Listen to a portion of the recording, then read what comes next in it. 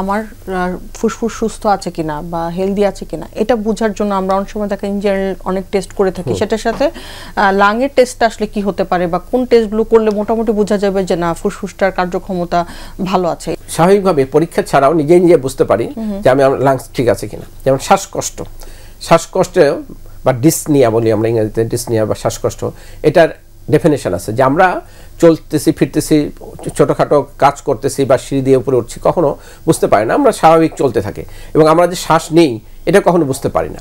কিন্তু একটা মানুষ যখন শ্বাস নিচ্ছে এটা বুঝতে পারে, সেটাকে শ্বাসকষ্ট বলা হয়।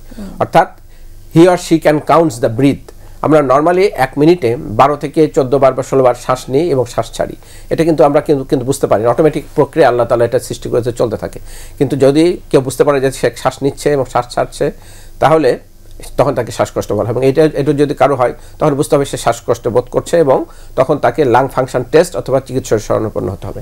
আমরা সিম্পলি যদি এটাকে নির্ণয় করতে চাই তাহলে আমাদের ফুসফুসের যে পরীক্ষা আছে, pulmonary function test, PFT, spirometry বলা হয় যেটাকে, সেখানে একটা টিউবের মধ্যে সে ফু দিবে এবং নির্দিষ্ট সময় পর ফু দিবে এবং অনেক ক্ষেত্রে আমরা ব্রঙ্কোডাইলেটর দিয়ে করলে সেই ওখান থেকে নির্ণীত হবে যে ফ্লোটা কেমন হলো, তারপরে তার FEV1 মানে 1 সেকেন্ডে কতটুকু সে শ্বাস নিতে পারলো, এটা দিয়ে আমরা একটা গ্রাফিক্যাল একটা প্রেজেন্টেশনের মধ্যে বের করি তার শ্বাসকষ্ট আছে কি না।